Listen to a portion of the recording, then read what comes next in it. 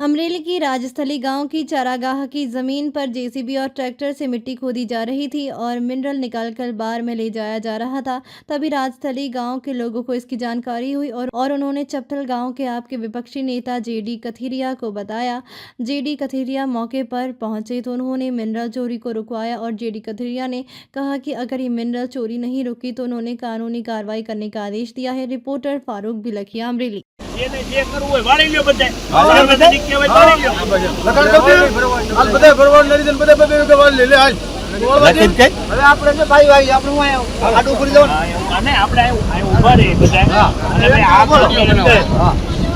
અને ચોરી થાય છે અને વારંવાર કહેવા છતાં આ લોકો એના હારતા નથી એટલે ઘણું આગળ જાય હવે આપણે આ બધું આવી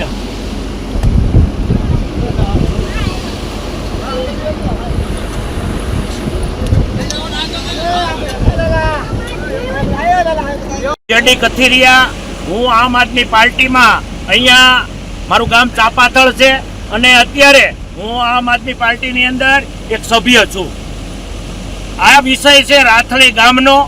જેવી રીતે જે ગામની અંદર સર્વે નંબર પ્રમાણે જે અન્ય તમામ જ્ઞાતિઓ માટે આ જે જમીન હોય એની અંદરથી કદાચ માટી કાઢવાની હોય તો એ ગામના માટે હોય છે, પરંતુ અહીંયા ભાજપના ઈશારે માટી વેચવાનું કામ ચાલે છે અને વારંવાર આજે તમે જોઈ શકો છો બહેનો અહીંયા, ભાઈઓ, વડીલો તમામ લોકો અહીંયા આવ્યા છે।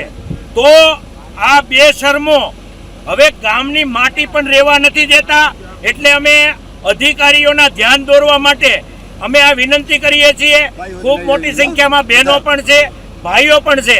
આ ખનીજ ચોરી છે, કાયદેસરની અમે કાર્યવાહી કરાવીશું અને જે લોકોના વાહન છે એ વાહનને પણ પુરાવી દઈશું।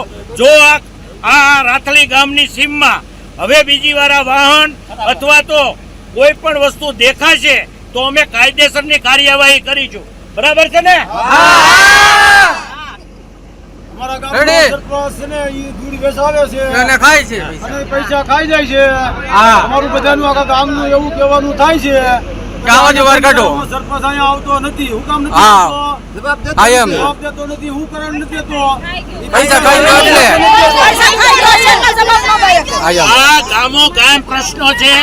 તમામ ગામના લોકોને વિનંતી કરું છું કે જ્યાં પણ આવી તકલીફો હોય, તમારા ગામની માટી ચોરાતી હોય તો અમારી સુધી પહોંચાડજો।